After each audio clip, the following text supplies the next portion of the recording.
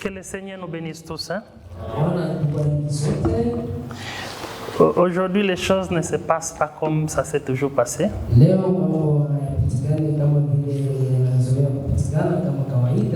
Mais nous savons que les fils de Dieu savent s'ajuster au programme de Dieu.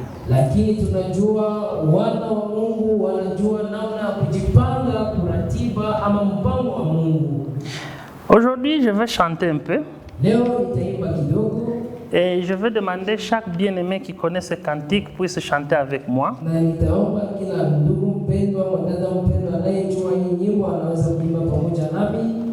Peut-être la manière de chanter qu'on a toujours chanté de l'autre côté, elle est différente d'ici.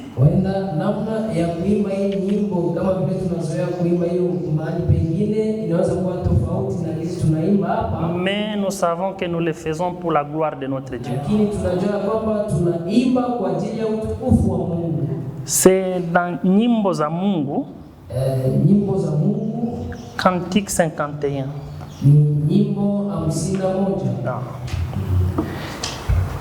Jina la pendo kubwa Yesu Mwokozi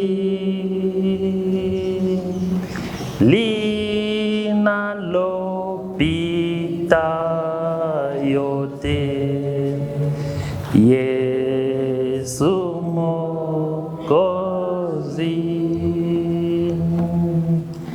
Sisi hatuna kitu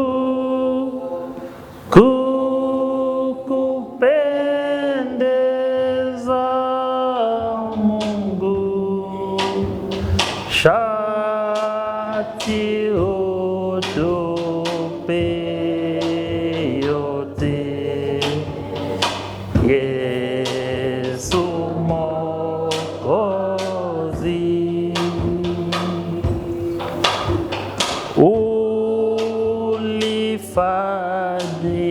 Ulifanyika mwili Yesu Mwokozi,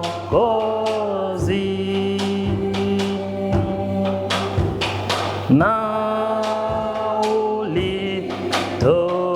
ulitoa damu Yesu Mwokozi.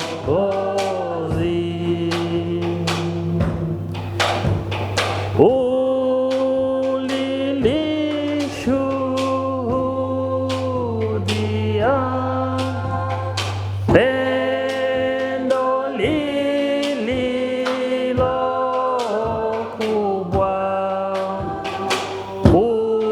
kuliko pendo lote Yesu Mwokozi.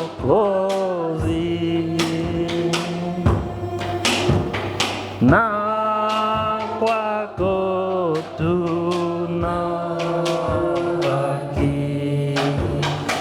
Yesu Mwokozi,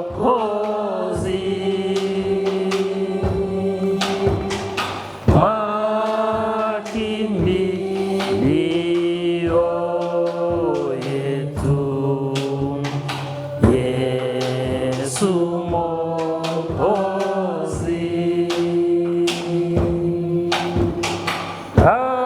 Hatuna woga mwingi wa taabu na huzuni, kwako tunafichama Yesu Mwokozi.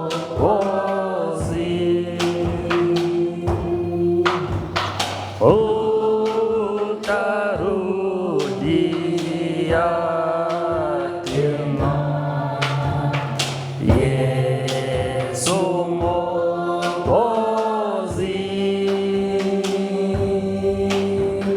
kwa kutimiza Yesu Mwokozi.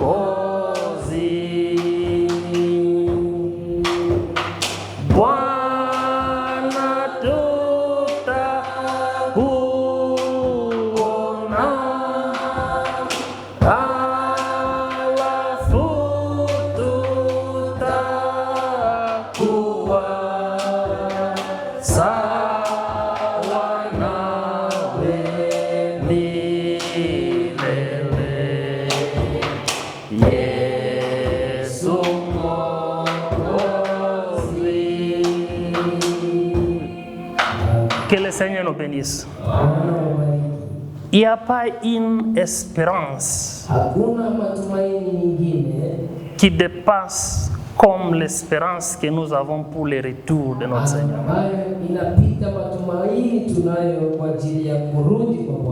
Nous pouvons nous lever pour lire la parole. Nous allons dans Apocalypse chapitre 22 au verset 6. Nous lisons dans le nom du Seigneur Jésus-Christ. Hein? Et il me dit, ces paroles sont certaines et véritables.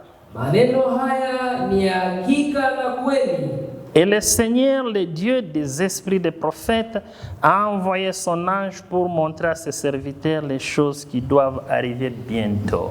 Naye Bwana Mungu wa roho za manabii alimtuma malaika wake kuwaonyesha watumishi wake mambo ambayo hayana budi kuwapesa. Notre Père Céleste, Baba yetu wa mbinguni, nous te disons merci infiniment pour tout ce que tu fais au milieu de nous. Tunasema asante sana kwa yote unayofanya miongoni mwetu. Merci pour la guérison que vous opérez au milieu de nous. Asante kwa ajili ya uponyaji ambao unatenda miongoni mwetu.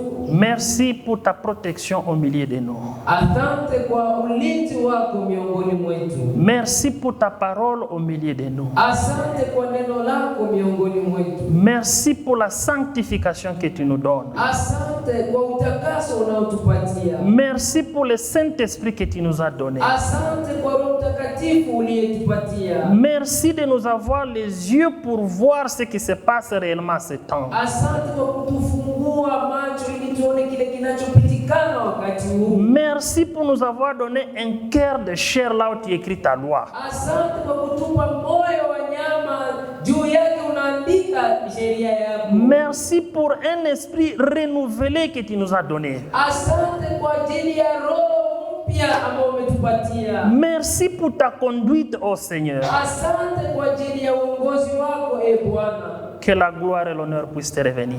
Utukufu na heshima vikurudilie. Encore une fois, Seigneur, Mara tena Bwana, nous avons besoin de toi ici. Tunakuhitaji mahali hapa. Toi qui avais donné cette parole, Wewe ulipana hii neno. tu es le seul qui peut l'interpréter. Wewe ni wewe pekee ndio unaweza kulitafsiri. Moi, je suis qu'un homme qui ne mérite pas. Mimi ni mtu tu ambaye hastahili. Voilà, ton peuple est devant. Tazama watu wako wako mbele. Pas pour m'écouter, mais pour t'écouter. Hapana ili wanisikie, bali ili wakusikie. Descends et enseigne tout un chacun. Shuka na ufundishe kila mmoja. Et donne-nous un cœur disposé pour recevoir ta parole. Na utupe moyo ulio tayari ili tupokee neno lako. Et que cette parole puisse germer et produire les fruits qui sont dignes de la repentance. Ili neno liote na lizae matunda inayostahili toba. Bénis chaque bien-aimé ici. Bariki kila mpendo ambaye yuko hapa. Bénis chaque bien-aimé qui n'a pas été en mesure d'arriver. Na ubariki kila mpendo ambaye hakuwezesha kufika. Que la gloire Utukufu na heshima puisse te revenir. Vikurudie. Au nom du Seigneur Jésus-Christ. Katika jina la Yesu Kristo. Amen. Amina. Vous pouvez vous asseoir, bien-aimés. Unaweza kuketi wapendwa. Voilà, comme nous avons chanté, Tazama kama vile tuliimba, ça nous donne une espérance. yanatupatia matumaini. Que le nom de Jésus, Ya kwamba jina la Yesu c'est le nom qui nous a été donné. ndio jina ambalo tulipewa. C'est le nom qui nous apporte la solution à tout ce qu'on a comme problème. Ni jina ambalo linatuletea suluhisho kwa shida zetu zote. Des fois, nos yeux peuvent être obscurcis. Wakati mwingine macho yetu yanaweza shindwa kuona. Mais quand nous invoquons ce nom, Lakini wakati tunaliitia jina hilo, les écailles qui couvrent nos yeux tombent. hiyo mambo ambayo inafunga macho yetu inaanguka. Et par la grâce de Dieu, nous voyons sa main, comment est-ce qu'il agit. Na kwa neema ya Mungu tunaona mkono wake namna gani anatenda. Des fois, il y a certaines paroles que nous prononçons. Nous les prononçons seulement pour prononcer. Mais quand l'Esprit de Dieu vient souffler sur cette parole, c'est à ce moment-là que nous voyons la puissance de la parole de Dieu. Je prends un exemple pour ce qui est arrivé le vendredi quand notre bien-aimé frère Ruben a connu un accident.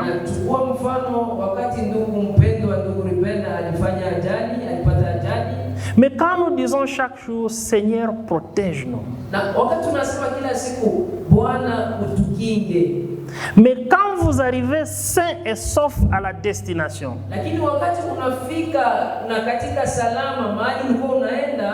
des fois nous oublions que ce trajet-là a été protégé par le Seigneur.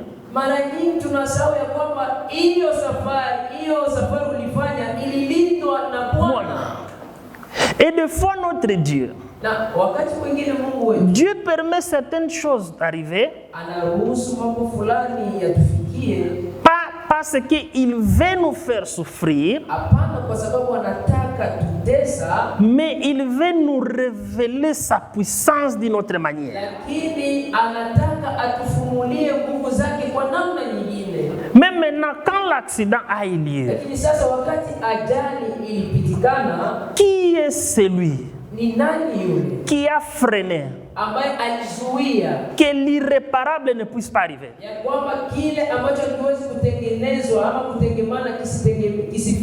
C'est notre Dieu. C'est pourquoi nous le louons pour cette protection qu'il a opérée au milieu de nous le vendredi.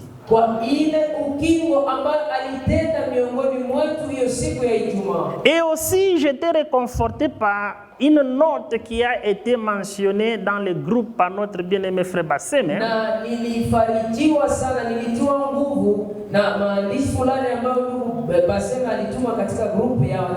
Là où il a dit, ne souffrez pas comme des malfaiteurs.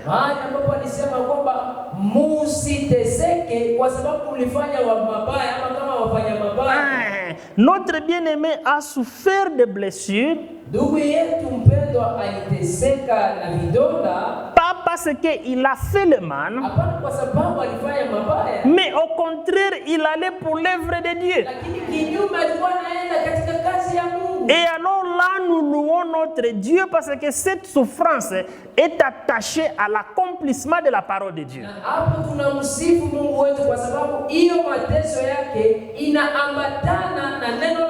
Et c'est ce qui fait notre joie. Parce qu'on a souffert, pas comme un criminel, mais on a souffert parce qu'on a accompli ce qui est parfait.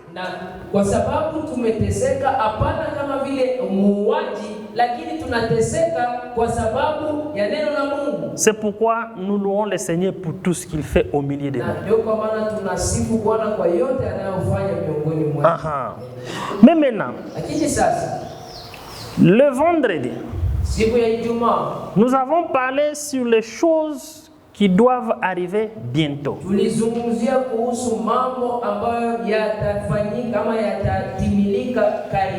Et aujourd'hui, nous allons continuer avec les mêmes sermons. Mais maintenant, nous devons faire tellement attention dans le royaume de Dieu. Dieu n'a jamais voulu que son église soit dominée par un homme.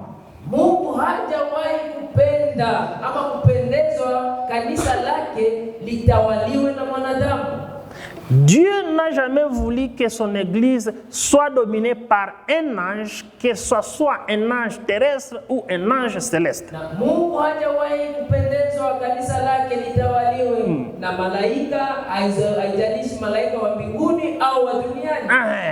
Parce que Dieu lui-même est le berger de son église. C'est pourquoi, quand nous lisons dans Matthieu, peut-être on peut lire ça rapidement, dans Matthieu chapitre 23, ça c'est un point important. Au verset 9, il est dit ceci. Ne prétendez pas... désolé. Au verset 23, j'étais au chapitre 3. Alors, au chapitre 23, chapitre 23, verset 9. Il est dit ceci. Et n'appelez personne sur la terre votre père.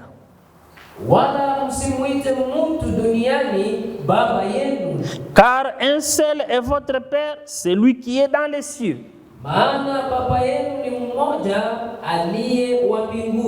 Ne vous faites pas appeler directeur, car un seul est votre directeur, le Christ.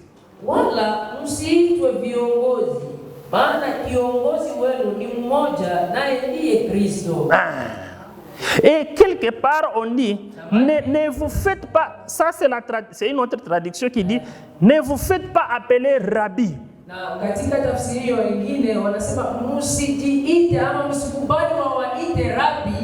Car vous avez un seul maître, le Christ.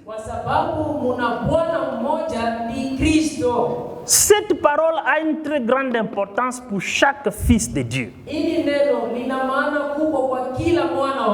Pourquoi?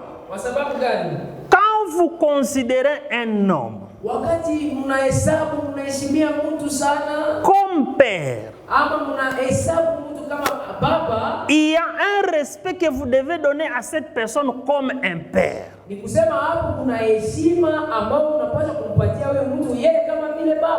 y a une soumission que vous devez donner à cette personne comme un père.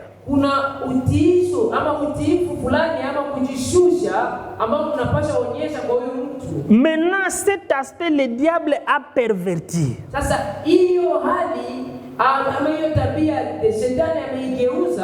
Au lieu d'être soumis conformément à la parole, le diable est allé plus loin d'être soumis même quand on n'est pas en accord avec les Écritures.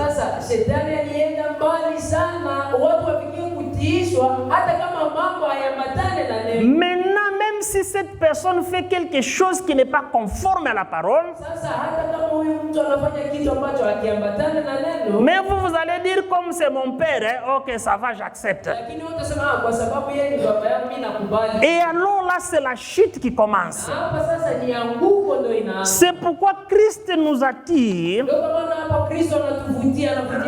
l'attention que votre Père, c'est le Père qui est dans les cieux. C'est-à-dire la soumission, l'obéissance, nous les devons à Dieu. Mais un homme que Dieu a établi, nous les regardons conformément à la parole de notre Père.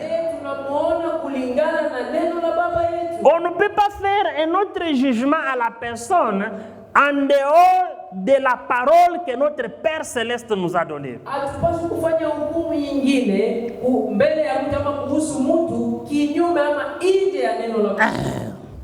Et ici, il dit, n'appelez personne maître.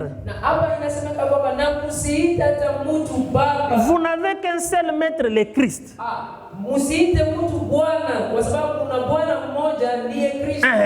Et ici aussi, vous savez ce que c'est un maître.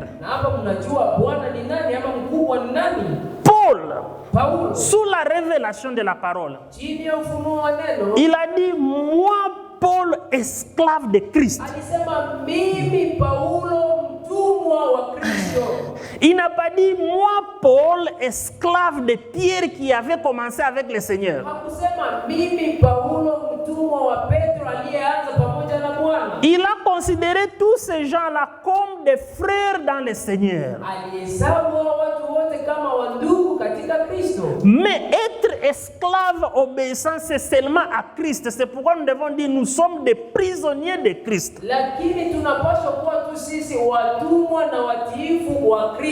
Mais maintenant, les jours où la personne n'est plus esclave de Christ, devient esclave d'une personne, on tombe. Siku mtu anaacha kuwa mtumwa wa Kristo, anakuwa mtumwa wa mtu, hapo ameanguka. Et là, la déconnexion entre en action. Na hapo hata kuwa katika msinga moja na Mungu. Ça commence à être déconnecté. Hapa uhusiano wake na Mungu unaanza kupotea pole pole. Je prends l'exemple de l'Église catholique. Nachukua mfano kanisa la Katolika. On appelle le pape wanaita papa comme Saint-Père. Kama vile Baba Mtakatifu. Mais la Bible nous dit, lakini Biblia inatuambia, vous n'avez qu'un seul Père, le Dieu qui est dans les cieux. Même maintenant, quand vous appelez une personne Saint-Père, tout ce qu'il fera, on pensera que c'est infaillible. Et alors, on ne peut pas avoir le discernement. Parce que le discernement devient corrompu par ce que vous avez élevé.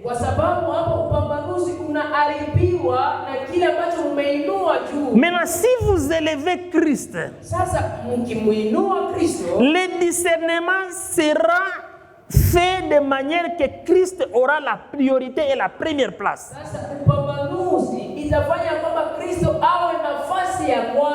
C'est pourquoi Christ n'a jamais voulu qu'aucun homme ne domine son église.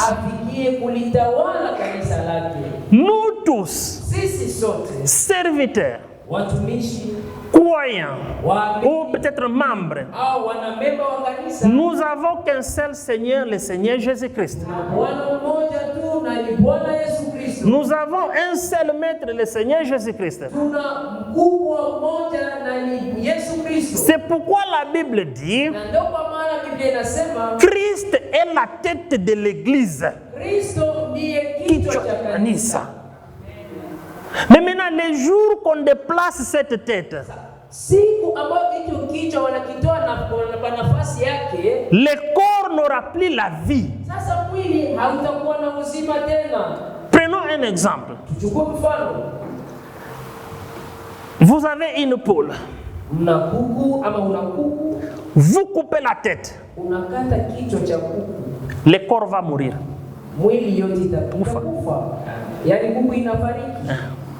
Prenez un homme. Coupez la tête. Le corps ici va mourir. C'est pour dire le corps a la vie aussi longtemps que c'est connecté à la tête.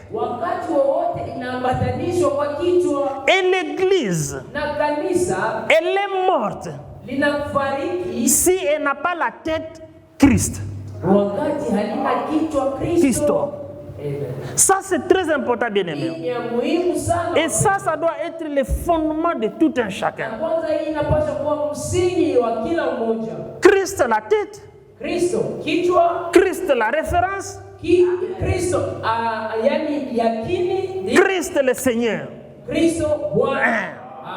Maintenant, un homme, malgré la responsabilité, le mandat que Dieu lui a donné, reste un serviteur, ne deviendra jamais Dieu. Mungu. Maintenant, quand on a ça comme référence, nous ne tomberons pas dans ce qu'on appelle culte de personnalité.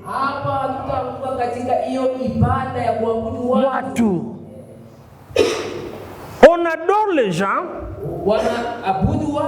parce que la personne qui adore n'a pas connu la vérité.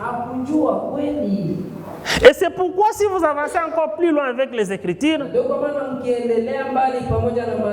le Seigneur Jésus-Christ a dit, croyez en Dieu, croyez en moi. Il n'a pas dit, croyez en Dieu, Muamini Mungu. Croyez en moi. Na muniamini. Et croyez au serviteur. Na pia muamini. Non. Nous ne disons que ce que la Bible dit. Sisi tunasema tu kile ambacho Biblia inasema. Nous croyons en Dieu. Tunamwamini Mungu. Nous croyons dans le Seigneur Jésus-Christ. Na tunamwamini Bwana Yesu Kristo. Ça, c'est un fondement tellement important pour ne pas tomber dans l'idolâtrie.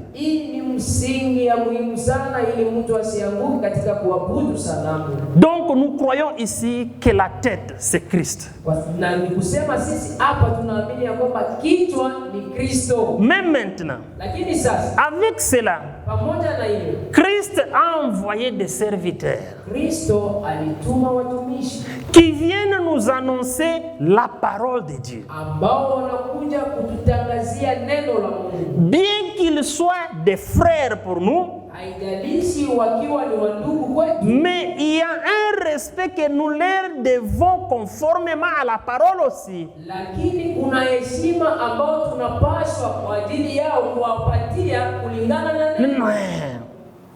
Pas parce que nous respectons le corps, mais nous respectons la responsabilité que Dieu leur a donnée pour œuvrer pour notre édification.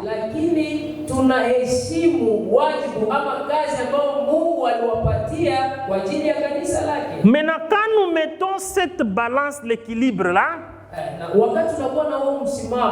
alors nous marcherons bien. C'est pourquoi, bien aimé, partout où vous passerez, croyez en Dieu. N'adorez pas un homme. Les jours où on va commencer à élever les hommes au milieu de nous, ça sera la chute. Nous attendons des choses glorieuses. Et alors nous devons garder cette parole comme le dépôt à nous.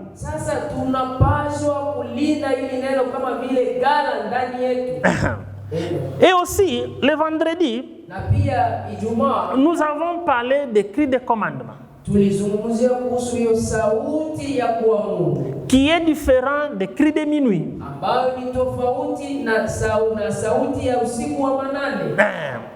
Mais quand nous regardons très bien,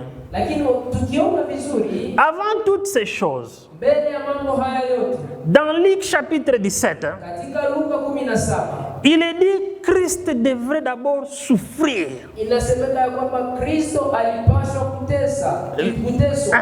Lisons ça rapidement pour commencer. Le temps est tellement rapide. Chapitre 17, verset 25. Mais il faut auparavant qu'il souffre beaucoup et qu'il soit rejeté par cette génération.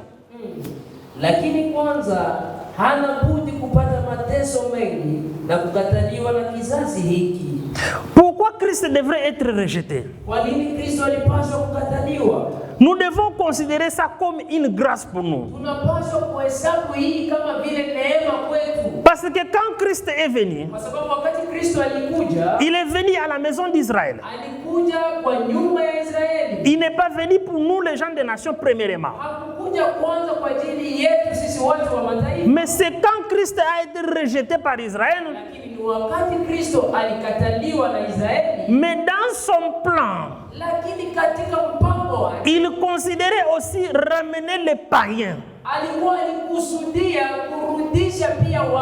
Mais maintenant, quand il a été rejeté, alors il s'est laissé voir par les gens des nations. Mais maintenant, le Seigneur, il se montre aux gens des nations comme fils de Dieu. Mwana wa Mungu. Il est le sauveur. C'est pourquoi il est écrit dans Jean que Dieu a tant aimé le monde, il a donné son fils, son fils unique, afin quiconque croit en lui ili yeyote atakayemwamini ait la vie éternelle. apate uzima wa milele. Vous voyez que Christ Unaona kwamba Kristo s'est révélé à nous alijifunua kwetu comme fils de Dieu sauveur. kama mwana wa Mungu mwokozi.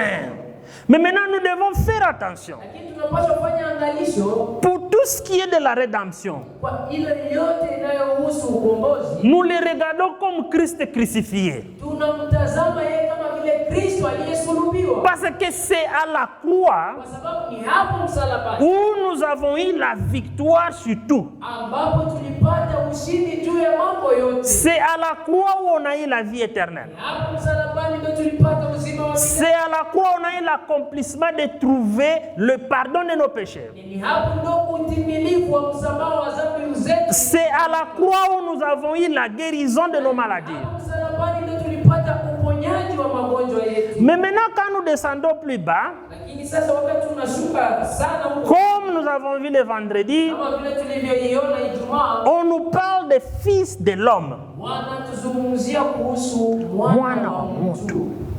Il y a une différence entre les deux. Kuna tofauti kati ya hizo vitajiko viwili. Parce que ce sont les attributs que Dieu s'est donnés pour faire son œuvre. Kwa sababu ni vitajiko ambavyo Mungu alijipatia ili atende kazi yake. Maintenant, nous devons faire attention. Sasa tunapaswa kufanya angalisho. Quand nous nous adressons à lui, Wakati tunamuomba, tunataka kuzungumza naye, nous devons nous adresser dans l'attribut approprié pour nous. tunapaswa kumwendea katika kitajiko ambacho yeye alijifunua nacho kwetu. Nous y allons doucement. Tunaenda pole pole. Maintenant, au verset 30, il est dit ceci. Mstari wa 30 inasemeka hivi: Il en sera de même les jours où le Fils de l'homme paraîtra. Hivyo ndivyo itakavyokuwa siku ile atakapofunuliwa mwana wa mtu ama mwana wa Adamu. Ça, c'est la version Scofield. Hii ni tafsiri ya Scofield. Maintenant, si vous allez dans la traduction Martin ou Darby, Lakini ukienda katika tafsiri ya Martin ama Darby, il est dit, inasemeka hivi: il en sera de même les jours où le Fils de l'homme sera manifesté. hivi ndivyo itakavyokuwa wakati mwana wa mtu atadhihirishwa. Amen. Et si vous lisez dans la traduction de King James, Mkisoma katika tafsiri ya King James, en anglais il dit ceci, katika Kiingereza inasemeka hivi: even thus na hivyo shall be in the day when the Son of Man is revealed. itakavyokuwa wakati mwana wa mtu atakapofunuliwa. Amen. Il y a une différence Kuna tofauti hapo entre paraître kati ya kuonekana, comme une révélation, manifestation de la révélation, kuonekana kama vile dhihirisho la ufunuo, ndio, et la seconde venue physique de notre Seigneur Jésus-Christ. na kurudi ama kuja kwa pili katika mwili wa Bwana wetu Yesu. Nous, Sisi nous attendons la seconde venue physique. Amen. Sisi tunangojea kurudi kwa Yesu Kristo akiwa katika mwili. Parce que quand il était avec les apôtres, Kwa sababu wakati alikuwa pamoja na mitume, il regardait quand il allait au Père. mitume walikuwa wanamtazama wakati alikuwa anaenda kwa Baba. Ils ont dit, vous le verrez revenir. Na malaika wakawaambia mtamuona akirudi. Hivyo. Il est parti dans la chair. Alienda katika mwili, Il va revenir dans la chair. atarudi katika mwili. Amen. Mais maintenant, pour ce qui est spirituel, Lakini sasa kile kinachohusu kiroho, nous nous trompons parce que nous ne lisons pas les Écritures. sisi tunajidanganya kwa sababu hatusome maandiko. Christ est déjà revenu comme esprit dans l'église depuis le jour de Pentecôte. Kristo amekwisha kurudi kama vile Roho Mtakatifu tangu siku ya Pentecôte. Amen. Et là, c'était pour accomplir la promesse du Père pour l'église. Ile ilikuwa kutimiza ahadi ya Baba kwa ajili ya kanisa. Mais le retour physique pour enlever l'épouse, c'est ce que nous attendons aujourd'hui. Lakini kurudi katika mwili ili anyakuwe bibi harusi ni ile ndio tunangojea Et alors que personne ne vous trompe pour dire que Christ est déjà revenu. Maintenant, vous lui posez la question, il est déjà revenu comment? S'il parle de l'esprit, nous disons que depuis le jour de Pentecôte. Mais s'ils disent dans le corps, vous devez lui dire qu'il ne peut pas revenir aussi longtemps que je suis sur la terre. Dis-moi, on n'a pas la foi qu'on sera enlevé. C'est lui qui est secoué par les choses pour dire Jésus est déjà venu. Donc ça signifie qu'il n'a même pas le Saint-Esprit. Parce que c'est lui qui croit à la seconde venue de Jésus. C'est que aussi longtemps qu'il a ses deux pieds sur la terre, Christ n'est pas encore venu.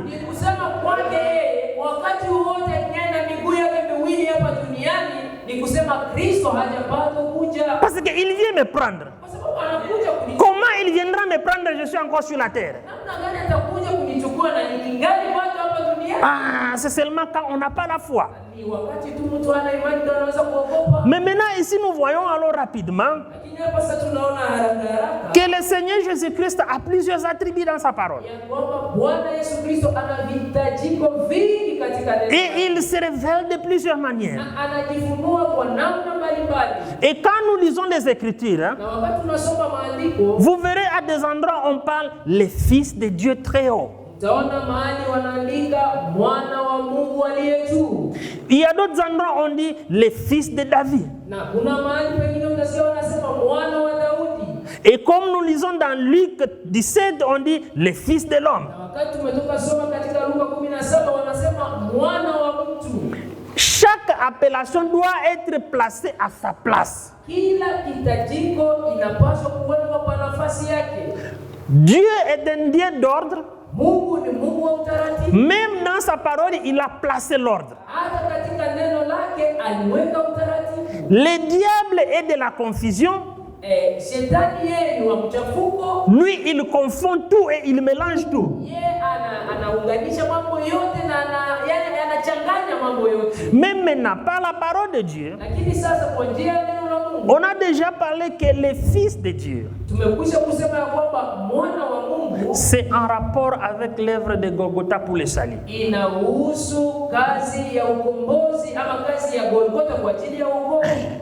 Et quand on dit fils de David, ce n'est pas aujourd'hui que nous devons l'appeler fils de David. Aujourd'hui, il ne s'est pas encore manifesté comme fils de David pour qu'on l'appelle fils de David.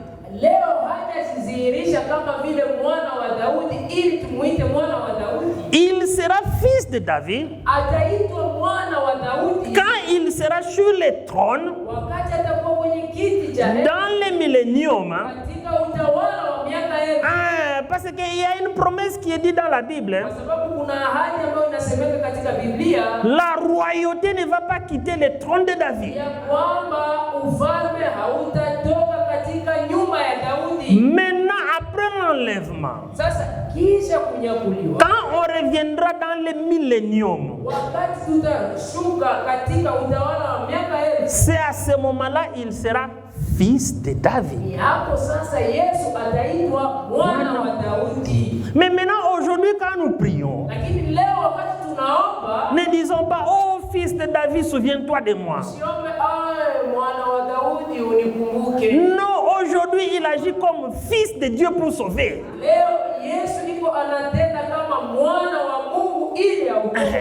Même la manière dont nous prions, ça doit cadrer avec le contexte et le temps.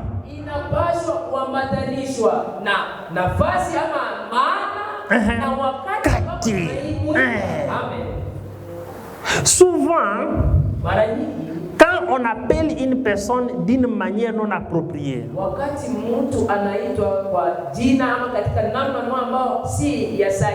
la personne ne répond pas. Atajibu. N'appelez pas le Seigneur. quand il n'est pas durant la période où il agit en tant que tel.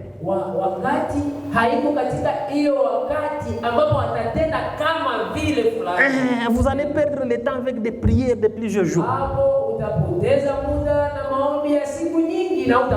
Prions conformément à la parole. Et maintenant, Ewald Frank, il a dit ceci. Dans les épîtres, commençant par Romains, jusqu'à l'épître de Jude, il n'y a pas un passage où ils ont fait référence à fils de l'homme, au fils de l'homme.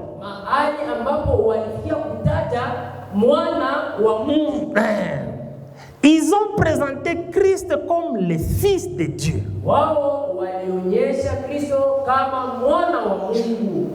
Si vous regardez, ça se trouve dans les évangiles.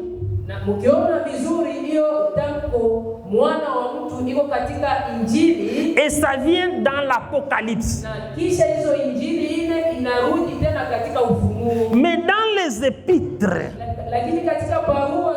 on n'a pas parlé des fils de l'homme. Et ça, ce n'est pas un hasard, bien aimé. Pourquoi? Parce que les apôtres devraient placer un fondement, la doctrine, les ordonnances qui font référence à Christ comme le Sauveur.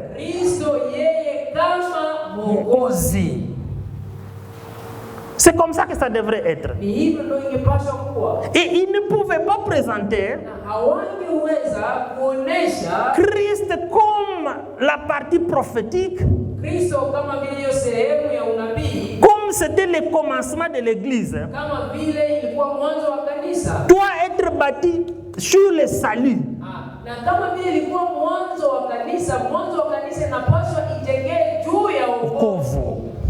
Mais aujourd'hui, il y a une différence. Parce que nous sommes arrivés à la fin de temps. Il fallait que l'autre partie de Christ le Sauveur soit manifestée à son peuple.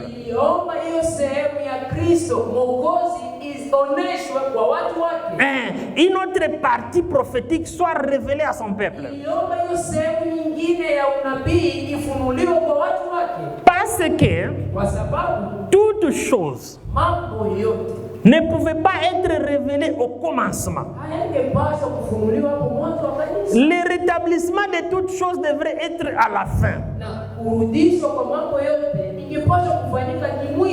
Et maintenant, les mystères qui ont été cachés devraient être révélés à la fin. C'est pourquoi maintenant Christ devrait maintenant se révéler comme fils de l'homme. Fils de l'homme pour signifier prophète de Dieu. Mungu. Amen. Et il est dit, il est le Dieu des esprits des prophètes.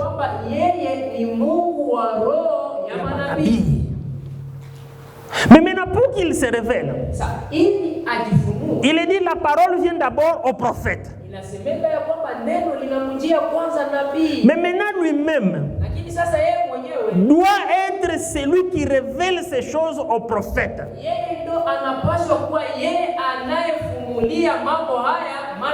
C'est pourquoi j'aime quand je lis Ephésiens. Ephésiens 4, il est dit, il n'est pas dit, il a fait les apôtres. Est-ce qu'on peut lire? Allons rapidement. Ephésiens chapitre 4.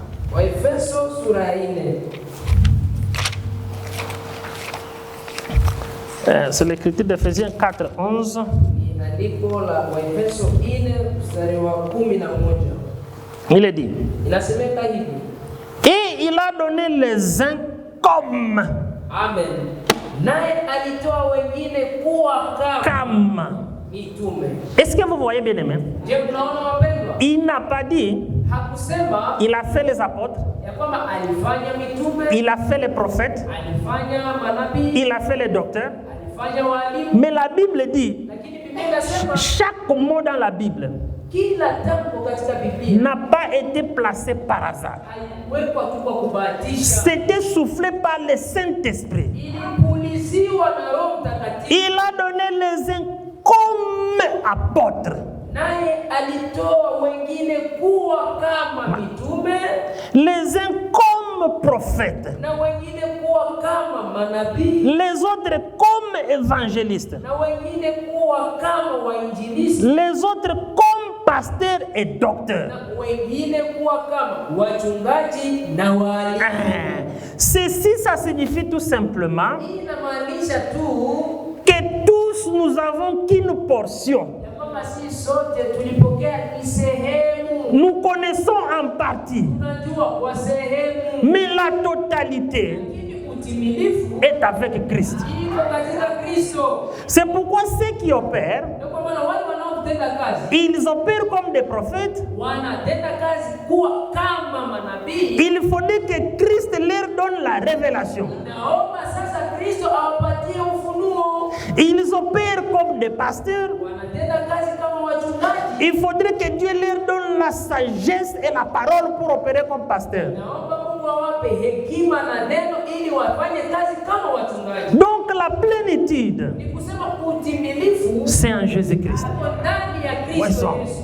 Amen. Mais maintenant, Lakini sasa quand ils ont donné cette partie-là, wakati walipana hiyo sehemu en basant la prédication wakitia msingi ya mahubiri yao sur Christ le Fils de Dieu, juu ya Kristo mwana wa Mungu, c'est pourquoi vous verrez, na ndio kwa maana mtaona quand Pierre wakati Petro a commencé, alianza il n'a pas dit hakusema c'est fils de l'homme que vous avez tué.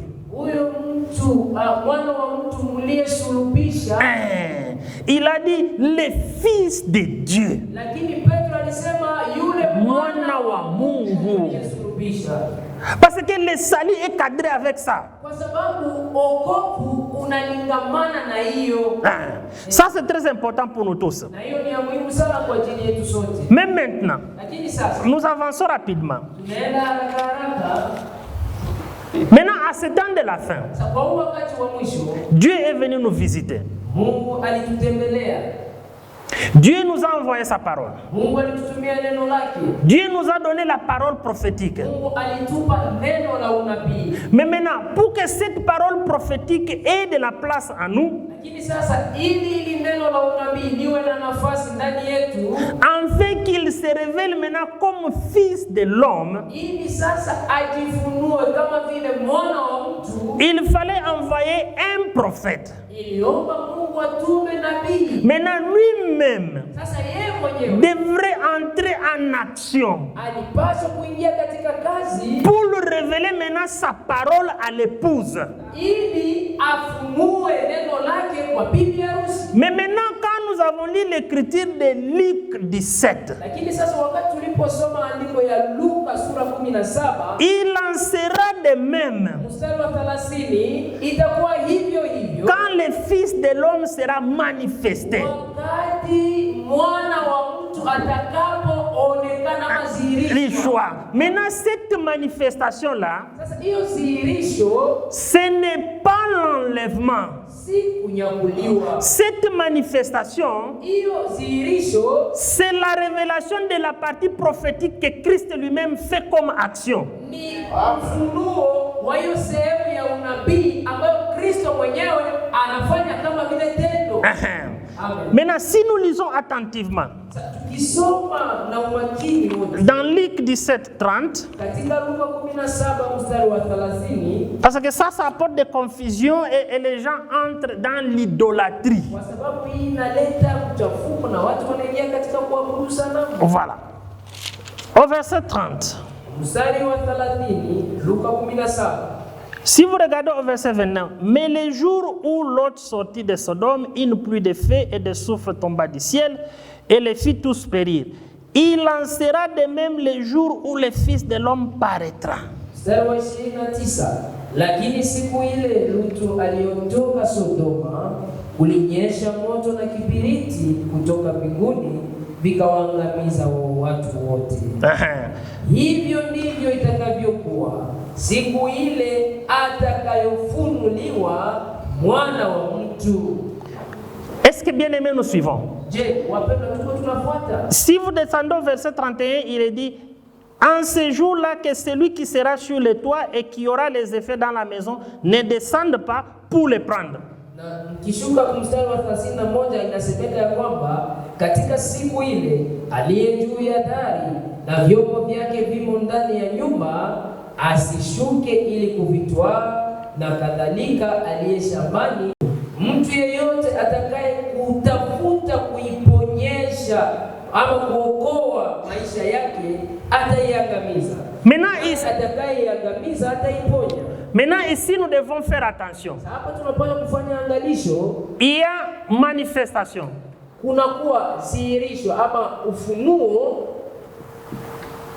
Après la manifestation, il y a les recommandations qui sont données. Ok? Après ces recommandations, la Bible parle maintenant de l'enlèvement. Est-ce que vous voyez bien aimé? Donc, tout ceci sont bien chronométrés selon le Seigneur. La manifestation, c'est la révélation de Christ, de tout ce qui est prophétique donné à l'Église. Mais maintenant, les recommandations sont données. C'est ce que vous lisez ici en bas. Celui qui sera sur le toit et qui aura des effets ne puisse pas descendre.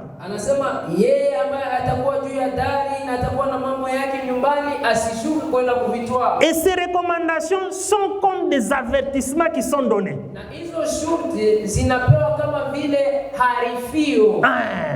C'est ça la préparation. Des recommandations qui sont données,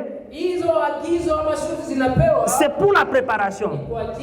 Maintenant, quand vous descendez en bas, maintenant l'enlèvement a lieu. C'est ça maintenant le verset 34. Je vous l'ai dit en cette nuit. De deux personnes qui seront dans un même lit, l'une sera prise et l'autre laissée.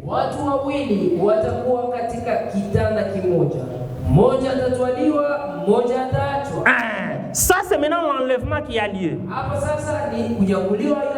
Donc avant l'enlèvement, il faudrait que toute la partie prophétique soit révélée, la manifestation. Le peuple se prépare par rapport à ce qui est donné. Et après ça, c'est l'enlèvement qui vient. Deux qui seront sur un même lit. Une personne sera prise. L'autre va rester. Deux qui seront dans un champ. L'autre sera pris. L'autre va rester. Deux qui vont être en train de moudre. L'un sera pris. L'autre va rester. C'est pourquoi, bien-aimés, il y a toujours un conseil qu'on donne aux bien-aimés qui sont mariés.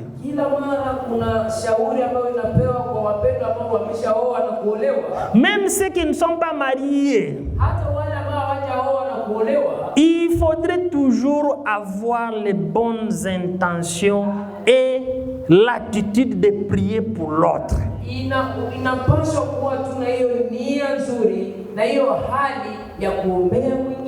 Afin que le jour que le Seigneur viendra, même quand vous êtes à deux avec votre mari ou votre femme au lit, que vous soyez tous deux enlevés.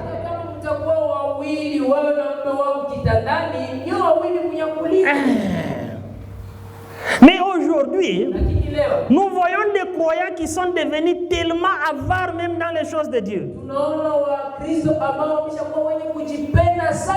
Quand ils commencent à prier, il ne prie que pour lui-même. Mais avant même de prier pour une autre personne, pourquoi tu oublies de prier celui qui est à côté de toi au lit?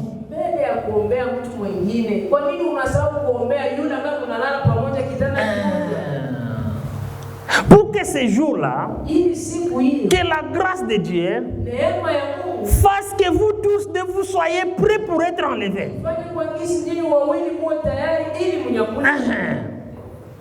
Aujourd'hui, quelqu'un qui ne donne même pas quelque chose.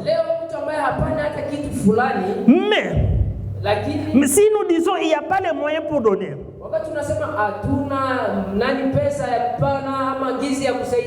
la prière est gratuite.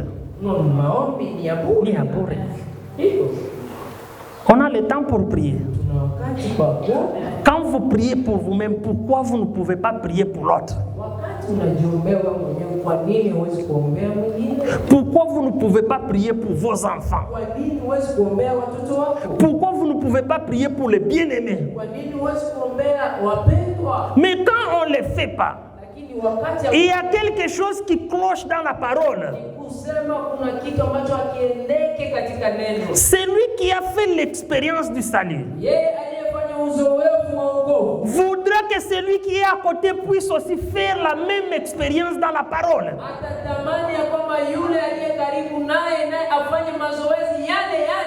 Celui qui a été sauvé par Christ voudra que celui qui est à côté soit aussi sauvé.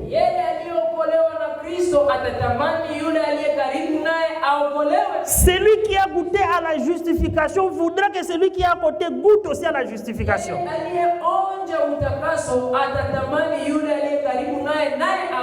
Mais quand vous voyez quelqu'un qui se dit avoir été sauvé, mais qui ne prie pas pour celui qui est à côté soit sauvé, c'est une expérience que nous doutons. Parce que celui qui a reçu le salut voudra que les autres reçoivent aussi le salut de Christ. Que tous nous soyons enlevés. Mais maintenant, cette manifestation, ça s'est passé à ce temps. Je sais que ce sont des paroles prophétiques, hein? Mais que Dieu nous ouvre l'intelligence pour comprendre ces choses. Mais maintenant, quand vous regardez dans l'Apocalypse, Jean dans l'île de Patmos a vu le Seigneur comme le Fils de l'homme. Un fils de l'homme marchant. Le chandelier d'or là. Au milieu du chandelier d'or.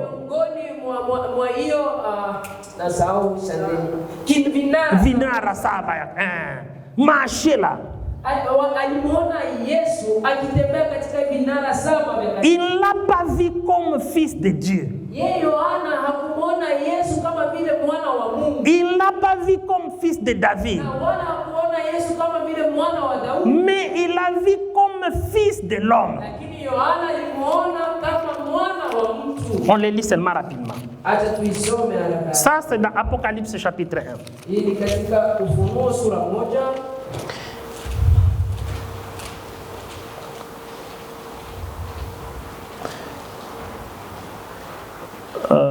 Excusez, je crois que c'est au chapitre...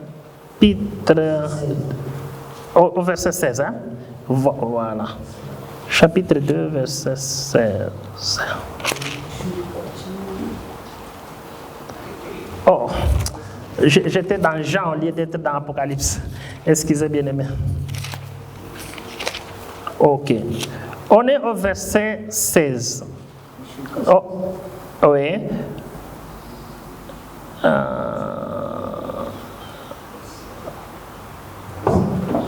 Non, non, on est au verset 13. Hein? Oui. Et au milieu de 7 chandeliers, quelqu'un qui ressemblait à un fils de l'homme.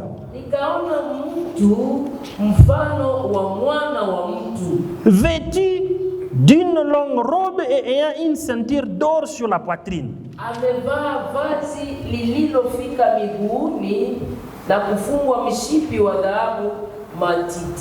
Ah, vous voyez ici, il a vu comme fils de l'homme. Marchant où? Au milieu de chaque chandelier d'or. Mais maintenant, les 7 chandeliers d'or, quand nous verrons dans les jours à venir, ce sont les 7 anges de l'église. Mais maintenant, Christ, comme fils de l'homme, il marchait là. Maintenant, il avait les 7 étoiles. C'était pour typifier que la parole prophétique qui devrait être révélée aux églises devrait provenir de lui en tant que prophète de Dieu.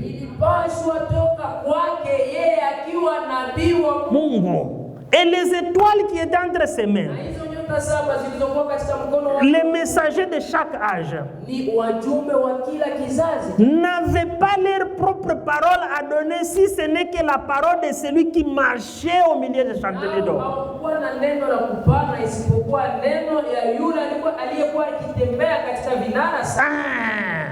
C'est pourquoi seulement la parole de Christ,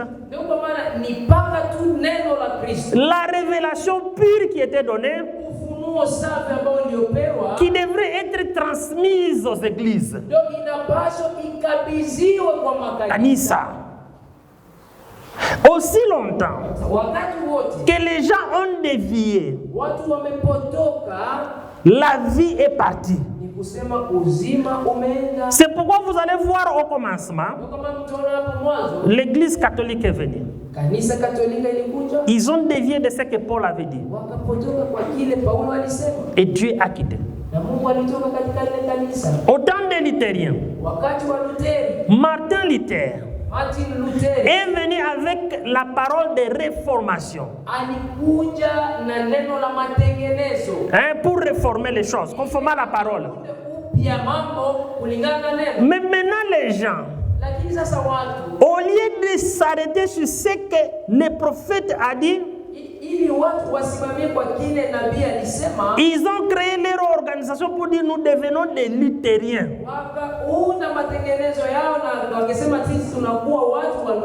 Dieu a quitté. Wesley est venu. Il a parlé de la sanctification. Il a parlé de la sanctification. Mais les autres sont venus. Ils ont changé. Ils ont créé des mouvements pentecôtistes. Dieu a quitté. Et à ce temps de la fin, il y a la parole pure qui nous a été envoyée.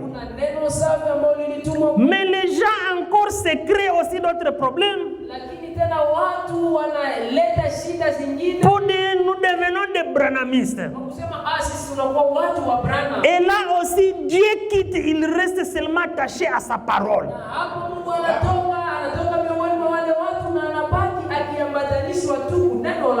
Parce que les hommes aiment ceux qui secouent les yeux sans regarder qui a envoyé la parole qui secoue.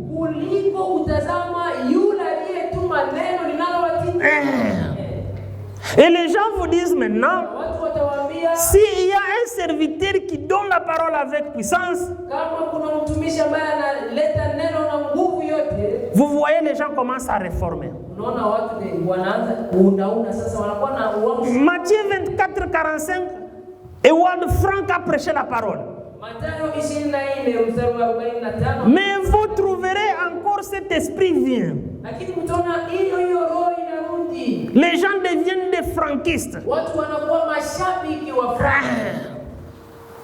Ça, ce sont des esprits. Mais l'épouse de Christ s'attache uniquement à la parole qui a été révélée. Et c'est pourquoi nous devons faire attention à ces choses. Quand le Fils de Dieu est manifesté et des recommandations qui sont données, il n'y a plus rien que nous devons attendre si ce n'est qu'être enlevé.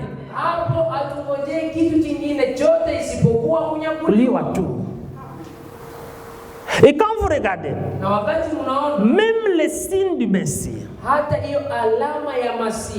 été manifesté à ce temps de la fin. Et c'est pourquoi nous disons, bien aimés, il faudrait seulement la grâce de Dieu pour ne pas être séduit. Quand vous regardez les prophètes de l'âge, la manière dont Dieu l'a utilisé, les gens sont parvenus à dire que Dieu dans la chair.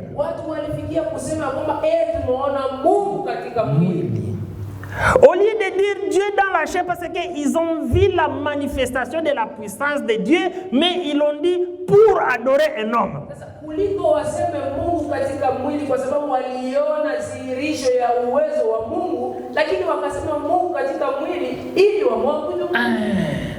Pourquoi? Parce qu'ils ont vu de grandes choses.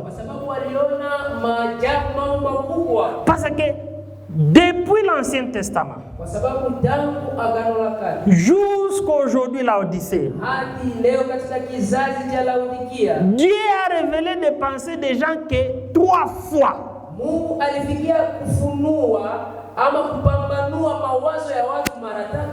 La première fois, c'est quand il était avec Abraham. Quand il a dit à cette même date, Sarah aura un fils. Mais comme elle était là, elle entendait, elle a ri. Mais comme Dieu révèle des pensées, il a dit à Abraham, pourquoi Sarah a ri? Elle n'était pas là. Pourquoi elle a ri?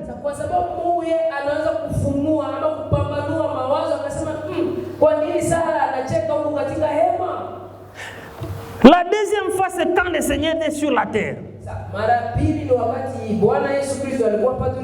Il a révélé les pensées des gens. Mais le reste, il n'y a pas eu révélation de pensées des gens. Mais les gens discernaient sur base de la parole. Mais à ce temps de la fin, le même esprit est venu et a utilisé les prophètes pour discerner des pensées. Mais maintenant les gens se sont dit, si ça s'est accompli avec Elohim et ça s'est accompli avec Christ, donc celui-ci aussi est Christ. Mais ils ont oublié qu'il en sera de même lors de la manifestation des fils de l'homme.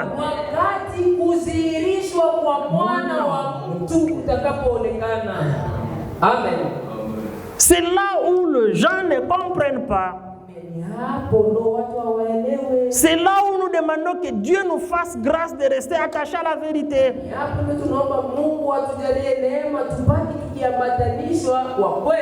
Dieu l'a utilisé encore en faisant d'autres merveilles qui dépassaient l'entendement des hommes.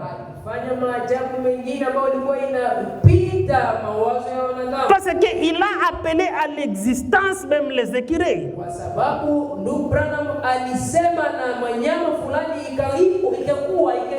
Mais maintenant, les gens qui n'ont pas compris ce que Dieu a dit, ils disent que William Branham a créé des écureuils. Non. Tout a été créé par Christ. Yote viliumbwa na Kristo. Il n'y a aucune autre personne qui peut créer. Hakuna mtu mwingine ambaye anaweza kuumba. Un seul créateur, c'est Dieu. Na muumbaji ni mmoja na ni Mungu. Mais lui, il a appelé à l'existence ce qui a déjà été créé et existé. Lakini yeye aliita kitu ambacho kilikuwa kimeshaumbwa na kiko tayari. Parce que la création était basée sur la parole parlée de Dieu. Kwa sababu uumbaji ilikuwa inatumainia neno la Mungu. Mais lui, il a appelé à l'existence ce que Dieu a déjà créé par la parole parlée. Lakini yeye aliita kitu kikue kile ambacho Mungu alikuwa ameshaumba tayari. Mais le diable apporte la confusion. Lakini sasa shetani analeta mchangamano Et démontre aux gens que voilà, il a créé. na watu wanamwabudu. C'est comme les petits poissons. Na ni kama vile wanyama Les petits poissons samaki tafadhali. qui étaient déjà morts. Ambao ilikuwa imekufa. Mais quand il a dit, Na wakati ndugu Branham alisema petit poisson vit, wewe samaki ndogo ishi. et le petit poisson est revenu à la vie. Na hiyo samaki ndogo kaishi. Quand le surnaturel est fait, Wakati tendo isiyokuwa ya kawaida inafanyika, l'homme de la chair mtu wa nyama ne voit pas la manifestation de la puissance de Dieu. yeye haoni dhihirisho ya nguvu za Mungu. Mais l'homme de la chair tombe dans l'adoration de l'homme. Lakini mtu nyama anaanguka katika kuabudu mtu. Et voilà comment ça a commencé.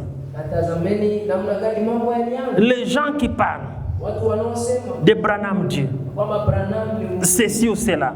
hiki na kile. Mais ici, nous le disons bien-aimé. Lakini hapa tunasema Il est notre bien-aimé prophète. Branham ni ndugu yetu mpendwa nabii. Le seul Dieu que nous adorons, Na Mungu pekee tunayeabudu c'est le Seigneur Jésus-Christ. ni Bwana Yesu Kristo. Et tout celui Na yeyote qui s'attache aux choses qui ne sont pas conformes à la parole de Dieu ambaye anajiunga na mambo yasiyokuwa sawa sawa na neno la Mungu va rater l'enlèvement. atakosa kunyakuliwa. Parce que l'enlèvement, Kwa sababu kunyakuliwa il faudrait avoir l'esprit de Christ en vous. inaomba kuwa na roho ya Kristo ndani yako. Et l'esprit de Christ ne tolère pas les erreurs. Na roho ya Kristo haivumilii makosa. Et l'esprit de Christ, ce n'est pas un esprit d'erreur. Na kwanza roho wa Kristo si roho wa makosa.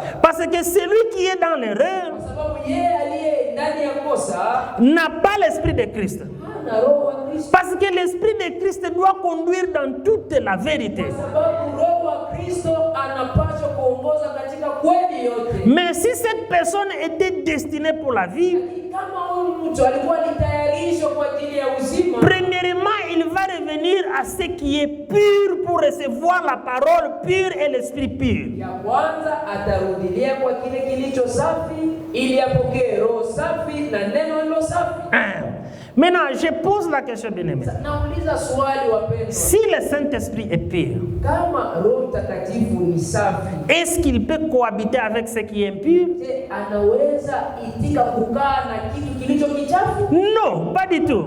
Haiwezekani. Ce qui est pur reste avec ce qui est pur. Kilicho safi kinakaa pamoja na kilicho safi. Les deux ne peuvent pas marcher ensemble s'ils ne sont pas d'accord. Na hiyo vitu viwili havipaswi kutembea pamoja kama havikubaliani.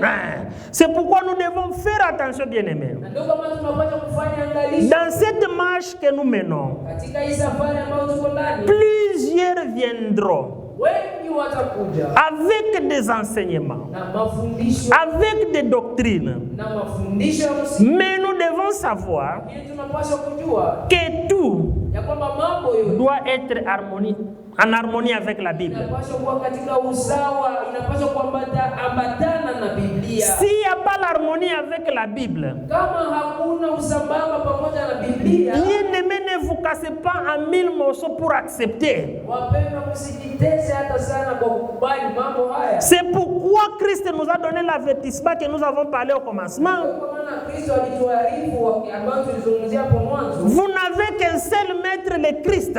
Nyinyi muna Bwana mmoja na ni Kristo. Maintenant, si vous avez un seul maître, le Christ, Kama muna Bwana mmoja ambaye ni Kristo, nous n'avons pas à plaire les hommes. sasa sisi hatuko hapa ili tupendeze watu. Nous devons plaire seulement le maître, le Christ. Maintenant, ce qu'on peut faire, c'est juste dire non avec respect. Et sachez qu'il y aura des conséquences. Quand on rejette toujours ce qui n'est pas vrai, on vous taxera de beaucoup de choses. On vous taxera d'être orgueilleux. On va vous taxer d'être problématique. Mais ne regardez pas à toutes ces choses. Regardez seulement à la part de Dieu que vous avez saisi. Parce que la rémunération est grande quand on s'attache à ce que Christ a dit.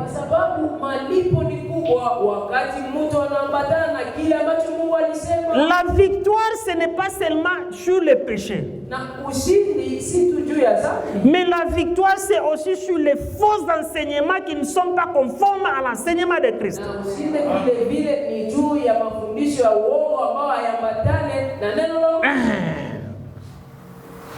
Que le Seigneur Jésus-Christ nous bénisse. Et maintenant, pour terminer, dans Matthieu 24, il a été dit ceci. C'est dans Matthieu 24, 30.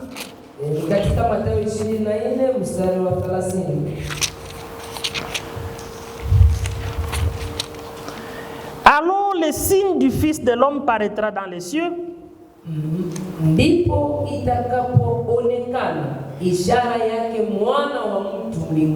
Toutes les tribus de la terre se lamenteront et elles verront le Fils de l'homme venant sur les nuées du ciel avec puissance et une grande gloire.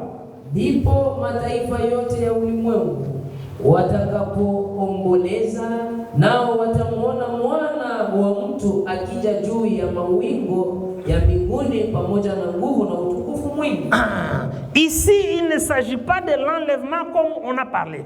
Hapa haihusu kunyakuliwa kama vile tulivyosema. Ici, il ne s'agit pas de l'enlèvement, bien-aimé.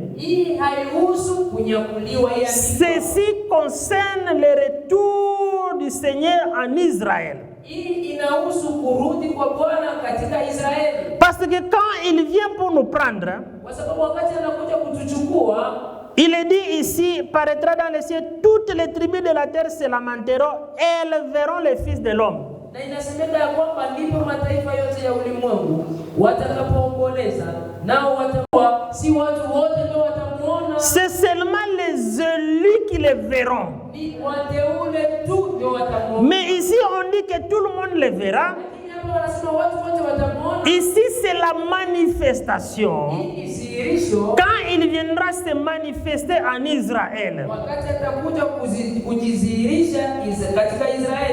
Et pour comprendre cette écriture, nous lisons Zacharie. Zacharie chapitre 12. Au verset 10, c'est la dernière écriture. Il est dit ceci.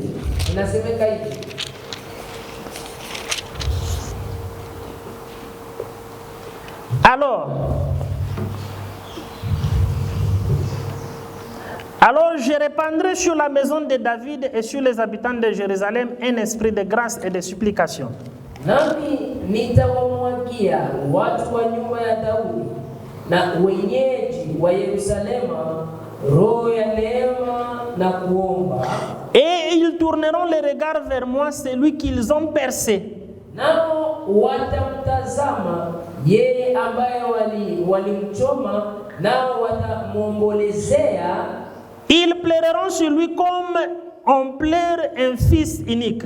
Kama vile mtu amuombolezeavyo mwanawe wa pekee. Ils pleureront amèrement sur lui comme on pleure sur un premier-né. Nao wataona uchungu kwa ajili yake kama vile mtu aonavyo uchungu kwa ajili ya mzaliwa wake wa kwanza. Maintenant quand il va revenir, wakati atakuja, c'est à ce moment-là qu'ils le reconnaîtront. Parce que quelque part il est dit, même ceux qui l'ont percé, un coup qu'ils les verront. C'est-à-dire les Juifs en Israël. C'est à ce moment-là qu'il se fera se connaître à son peuple. Mais maintenant, ces choses ici, c'est pour que nous ne puissions pas avoir la confusion entre les retours pour nous prendre et les retours pour Israël. Ya kurudi kwa Bwana ili aje kutuchukua na kurudi kwa Bwana kwa ajili ya Israeli. Et toutes ces choses-là, nous ne devons pas faire la confusion. Parce que quand il y a la confusion, c'est à ce moment-là que le diable utilise pour venir maintenant détruire l'œuvre.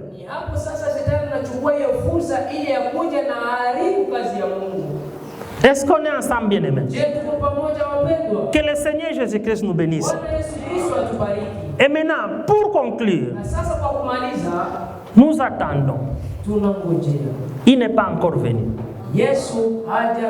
Il n'est pas encore venu. Mais nous devons nous focaliser sur une chose. Vivre cette partie de recommandation.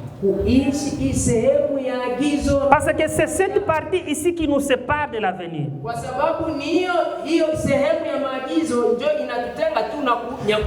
Mais maintenant, si cette partie n'est pas vécue, l'enlèvement ne sera pas visible.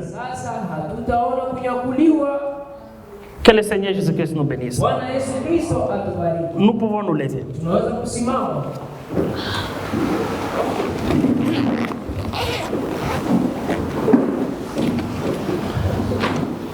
Bon.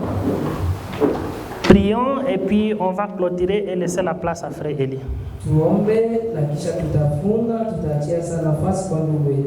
Nous pouvons prier.